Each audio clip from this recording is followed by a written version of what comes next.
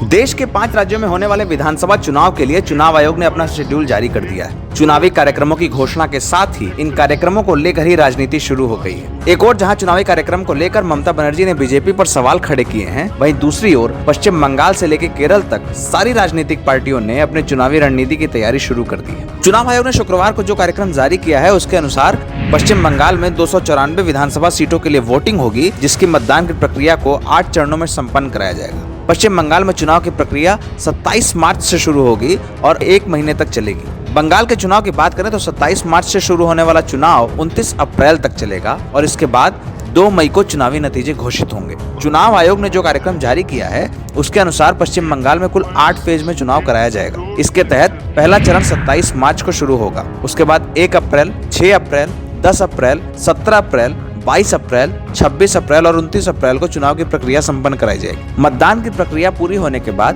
2 मई को चुनाव के नतीजे घोषित होंगे। पश्चिम बंगाल के अलावा तमिलनाडु, केरल, असम और पुडुचेरी में भी चुनाव कराया जाएगा। तमिलनाडु में 234 सीटों के लिए चुनाव कराया जाएगा और ये पूरा चुनाव 1 चरण में ही संपन्न कराया जाएगा। वोटिंग की प्रक्रिया के लिए 6 अप्रैल की तारीख को तय किया गया है और चुनाव का रिजल्ट 2 मई को घोषित होगा।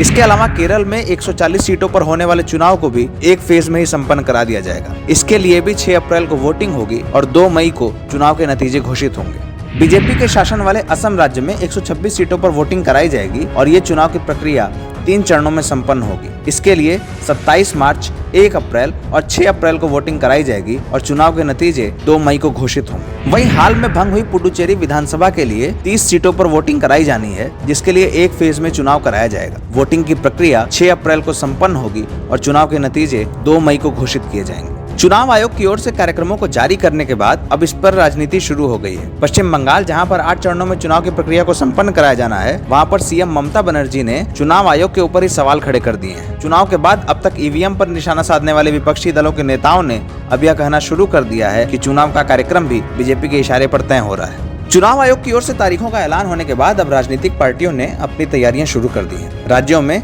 पार्टियों के संगठनों को मजबूत किया जाने लगा है। इसके अलावा तमाम नेताओं के कार्यक्रमों को भी निर्धारित किया जा रहा है। बीजेपी की ओर से पश्चिम बंगाल से लेकर केरल तक स्टार प्रचारकों की लिस्ट जल्दी ही जारी करने की तैयारी की जा रही है। इसके अलावा पश्चिम बंगाल में पार्टी के घोषणा पत्र पर भी एक बड़ा अभियान शुरू किया गया है। तमाम राजनीतिक घटनाक्रमों के बीच ये देखना दिलचस्प होगा कि 5 राज्यों में सत्ता का ऊंट किस तरफ बैठता है, किस राजनीतिक पार्टी को जीत मिलती है और किस राजनीतिक पार्टी को हार का सामना करना पड़ता है।